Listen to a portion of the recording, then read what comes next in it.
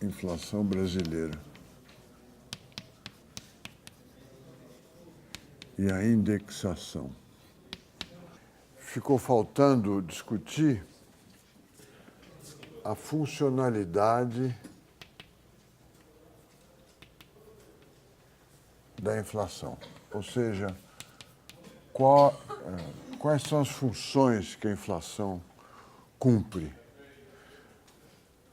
Se ela existe, ela não deve ser uma coisa inútil, uma coisa que não faz diferença. Ela faz diferença e nós não discutimos se ela resolve alguns problemas que não poderiam ser resolvidos de outra forma, ou se fossem resolvidos de outra forma, seria muito custoso.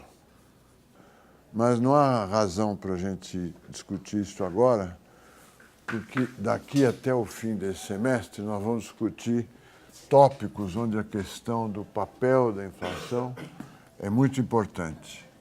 Na aula de hoje, nós vamos estudar a crise de 30 e nas semanas seguintes, a crise de 2008, a crise da Europa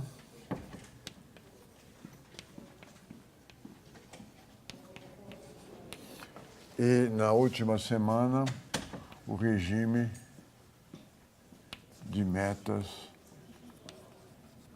de inflação. Então, eu estou dando aqui para vocês um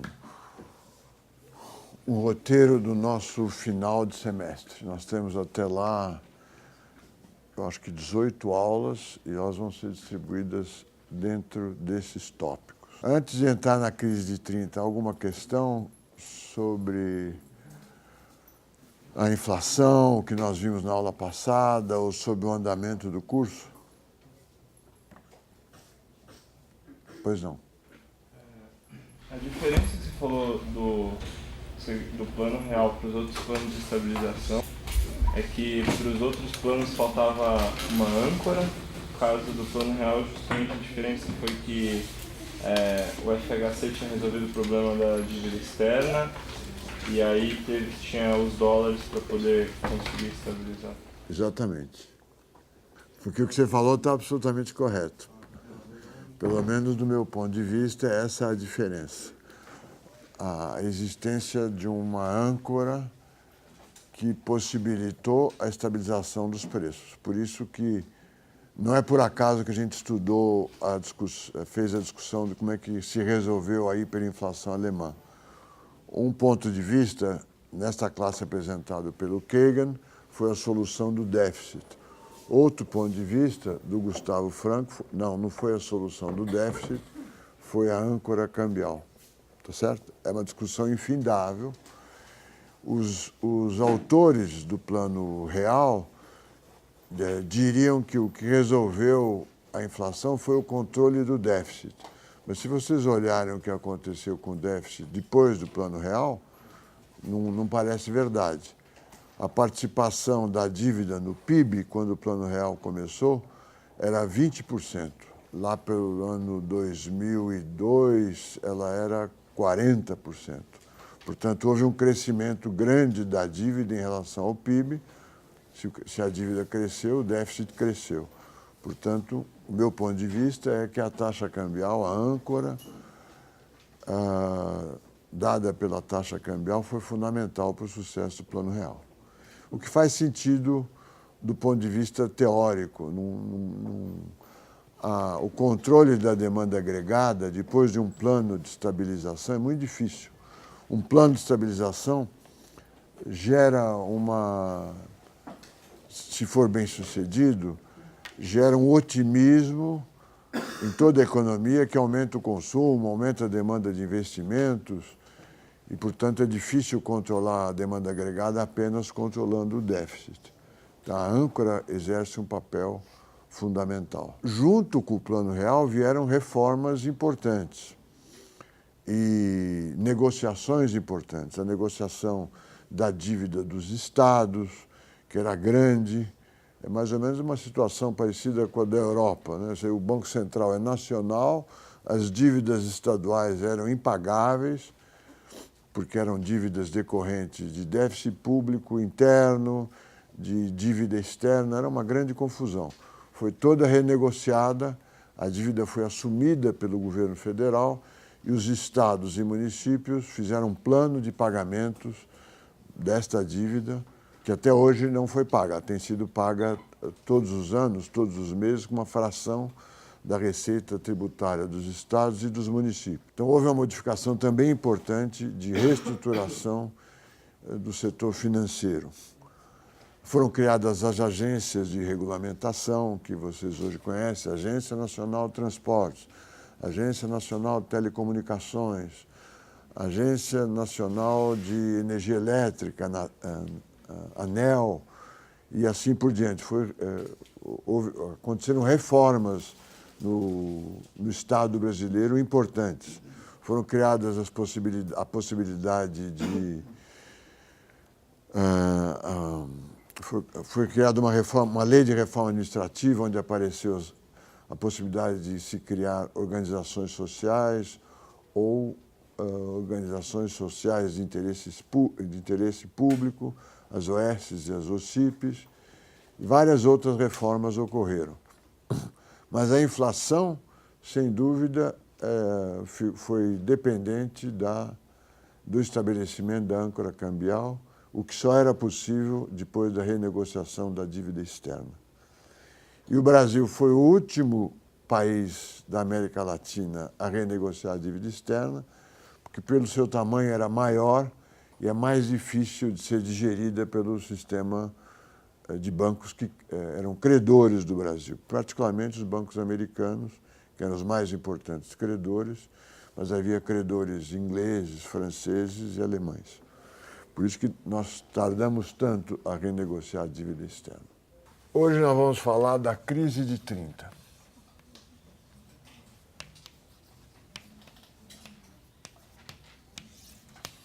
Que é chamada Grande Depressão.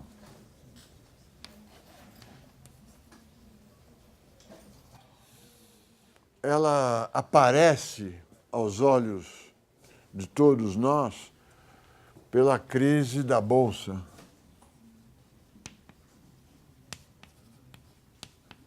Em outubro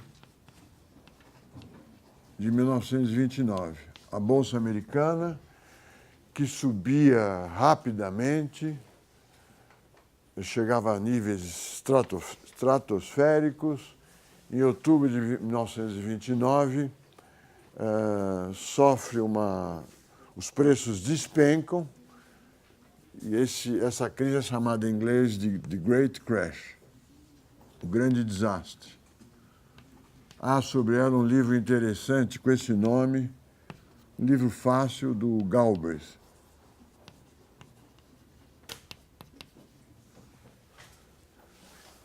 Na introdução desse livro, o Galbraith diz que vai vender muito poucos livros, pelo menos no aeroporto, porque ele foi fazer uma viagem e viu o livrinho de Great Crash, quer dizer, o grande desastre, parece um desastre de avião.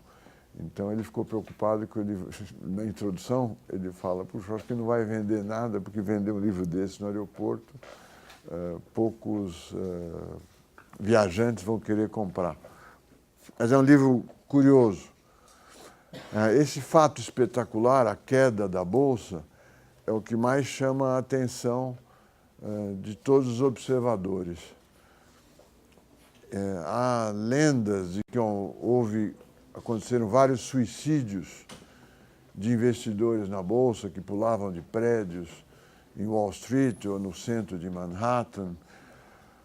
Uma porção de anedotas ou casos pitorescos. Anedotas quer dizer histórias, né?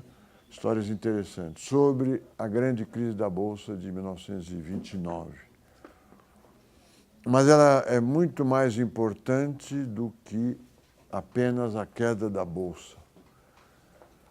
Primeiro que ela está se organizando, ela está sendo gerada anteriormente à crise da Bolsa.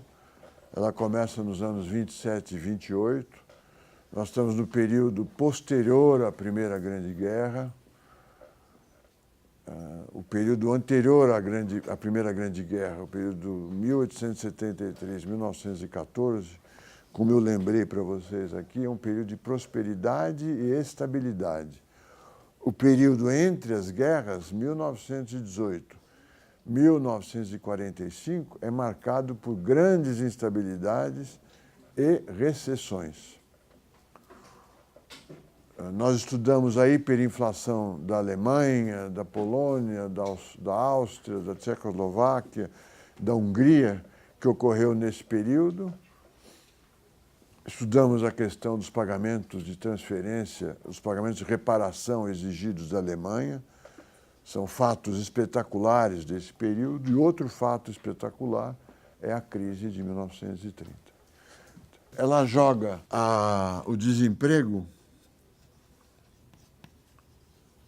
chega a quase 30% nos Estados Unidos. E na Europa também é elevadíssimo. A economia, o nível de produção, vamos colocar aqui 1930, cai assim para níveis absurdamente baixos, só se recupera começa a se recuperar aqui em 1937. Em 1937 cai de novo e só volta a se recuperar em 1939, com o começo da Segunda Grande Guerra Mundial. No Brasil, nos Estados Unidos e no mundo inteiro. Ela não é uma crise americana. Ela é uma crise mundial. E só é resolvida com uma outra guerra, ou por causa de uma outra guerra, que é a guerra de 1939-45, a Segunda Grande Guerra. Ela assusta a todos os observadores, todos os analistas, aos contemporâneos, porque ela é uma falência ou um desastre da economia de mercado, um desastre que perdura por 15 anos. Se nós lembrarmos que nesse período, ou um pouco antes desse período, de 1917, havia um novo experimento no mundo, que era a economia planificada da União Soviética. Existia o fantasma também de uma certa leitura do Marx que previa uma grande crise da economia capitalista, levaria a uma nova etapa do desenvolvimento, uma nova etapa da sociedade, que deixaria de ser uma economia capitalista e passaria a ser uma economia totalmente planejada, comunista. Esse evento assustou, não só pelas suas razões reais, né, 15 anos de desemprego, mas também assustou os analistas como se fosse o presságio do fim da economia capitalista. Jogando um número tão grande de pessoas no desemprego, não podia deixar de gerar grandes modificações na vida política. Há uma radicalização da vida política. De um lado, o crescimento de uma esquerda extremada, os partidos comunistas, os partidos socialistas, e, de outro lado, uma nova solução para a organização da sociedade mundial, a proposta fascista. Os comunistas, os socialistas e os marxistas propunham uma economia totalmente planificada, onde não havia propriedade privada dos meios de produção. A experiência era a União Soviética. Os fascistas propunham a solução dos conflitos entre o capital e o trabalho através da cooperação entre trabalho e capital, no lugar da luta de classes.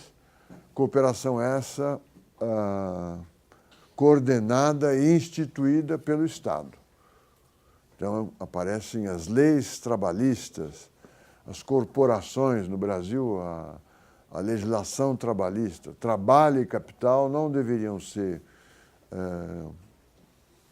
classes em luta, mas classes em cooperação.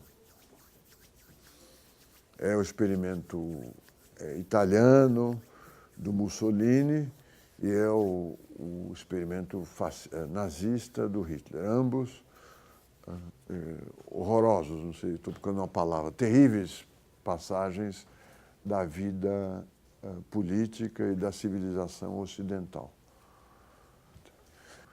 É a crise de 30, como você sabe, que inspira a teoria geral do emprego e da renda, do Keynes, que nesse espectro político não se coloca nem do lado socialista, nem do lado fascista.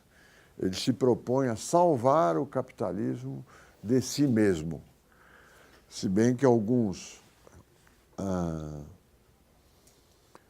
neo-keynesianos, chamados neo-keynesianos, estivessem bem à esquerda do Keynes e propunham soluções onde a intervenção do Estado fosse permanente e mais ampla.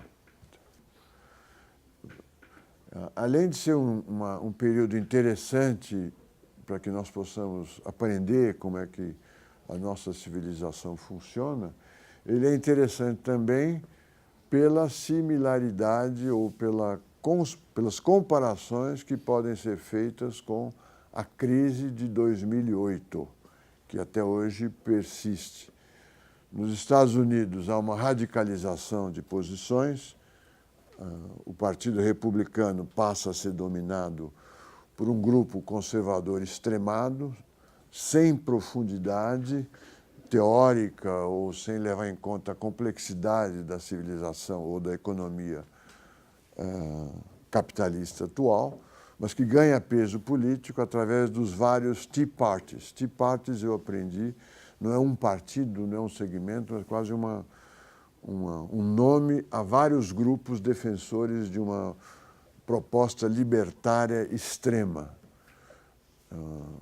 Fala-se, sem que ninguém leve a sério, em 2010, na volta ao padrão ouro, que seria um absurdo, como nós já vamos ver.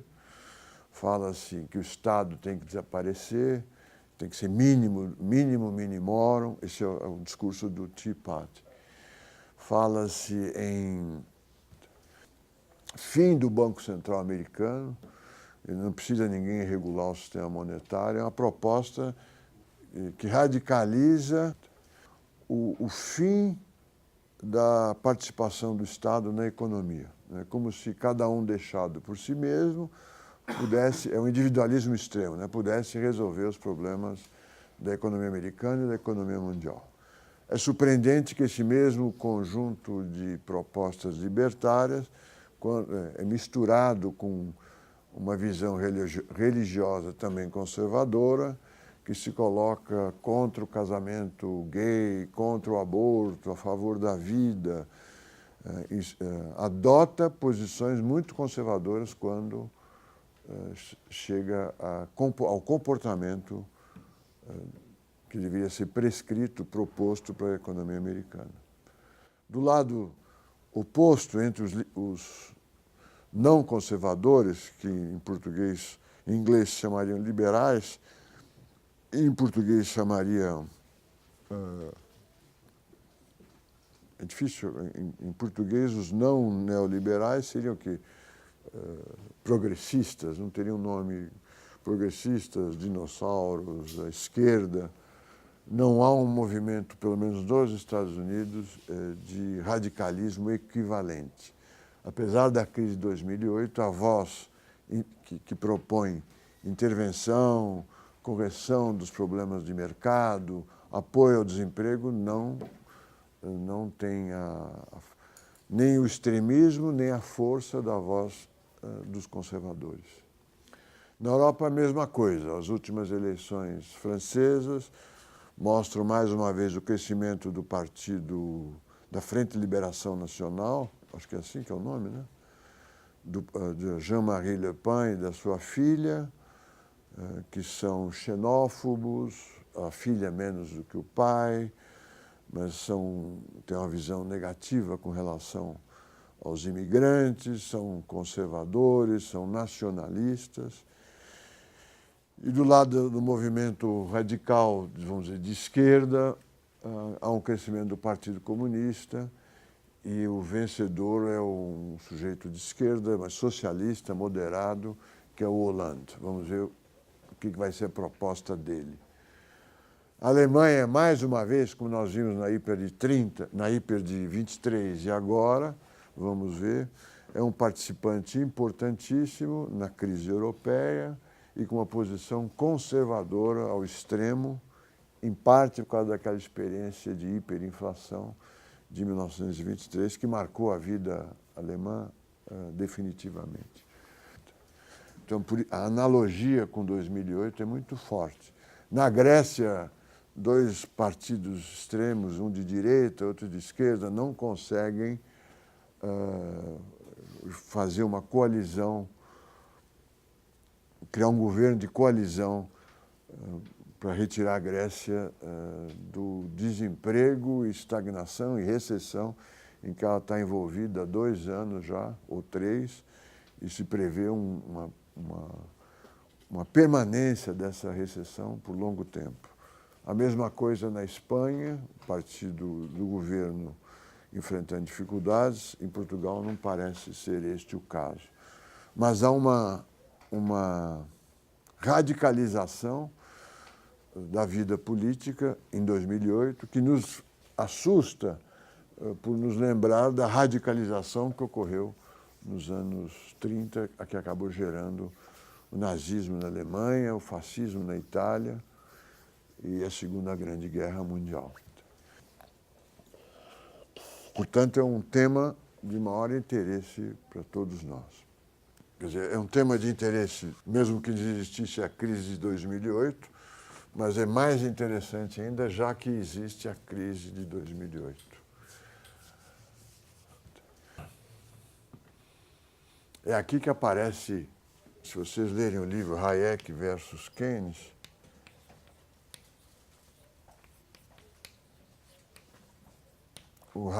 o Keynes começa a propor soluções práticas, ativismo, ou seja, se a economia de mercado não está funcionando, nós devemos, o governo responsável, em última instância, pela estabilidade da sociedade, tem que fazer alguma coisa, política monetária ou política fiscal.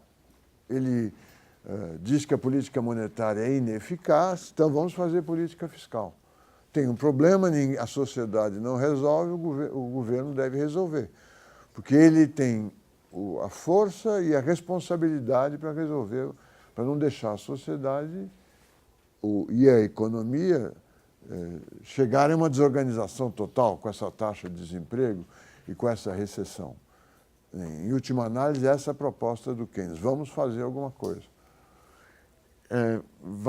Por causa do nazismo, esse economista austríaco, Hayek, vai embora da Áustria e chega na London School of Economics para se colocar como opositor às ideias do Keynes, defendendo o mercado. Olha, o mercado funciona muito bem, essa crise que está marcando a vida de todas as economias mundiais, mas particularmente a economia inglesa, é uma crise que não deve ser resolvida por intervenção do governo. Ela tem que ser resolvida por si mesmo. É um efeito purgativo da economia de mercado, e se nós não purgarmos é tirar o pus, né? Expelir os vírus, as toxinas da economia para que ela renasça saudável. Essa é a proposta do Hayek. No mundo acadêmico inglês, não é vitoriosa. O Keynes acaba formalizando as suas propostas pragmáticas na teoria geral do emprego e da renda, que tem uma grande repercussão acadêmica, e o Hayek só é reconhecido, recuperado nos anos 80, com o renascimento do pensamento neoliberal. Mas de 37 até, ou de 34 até 1980, o Hayek é deixado de lado. Em 80 é que ele vira o guru, de novo, do pensamento econômico. Vocês não devem deixar de observar, esse é o objetivo talvez mais importante do curso, a oscilação permanente do debate econômico entre nós economistas, né? Quer dizer, um período super conservador, onde a economia de mercado é a solução ideal para a organização da sociedade, onde o capitalismo é bem sucedido. Essa crise imensa, o debate continua, Hayek, Keynes e muitos outros. Depois da Segunda Guerra é que há 25, 35 anos de hegemonia do pensamento ativista, do pensamento intervencionista, do pensamento keynesiano. 1980, um renascimento do pensamento conservador, com Hayek, os novos clássicos, como nós já vimos, e a crise de 2008 não permitiu, não gerou até agora uma resposta ativista, né? Como você sabe, o Obama não modificou o sistema financeiro como muitos queriam que ele fosse modificado. A proposta alemã para a Europa é uma proposta de austeridade. A proposta do Tea Party é uma proposta de austeridade. E o pensamento keynesiano, que poderia ser resumido, alguma coisa tem que ser feito, não prevaleceu nem na Europa, nem nos Estados Unidos. Talvez no Brasil o governo Dilma e o governo Lula, durante a crise, tenham sido mais ativos. Mas o pensamento conservador parece continuar sendo o pensamento predominante entre as autoridades políticas e econômicas. No mundo acadêmico, há o Stiglitz, o Paul Krugman, o Martin Wolf e outros economistas propondo ativismo, mas não foram ainda, vamos dizer, absorvidos ou utilizados. A prática intervencionista, o governo vai fazer gastos e tal, não prevalece há 4 anos. E o mundo inteiro caminha para uma redução muito grave do nível de atividade, níveis de desemprego elevados, particularmente na Europa. Não é desta magnitude a crise de 2008, mas é bem grande, né, e bem preocupante.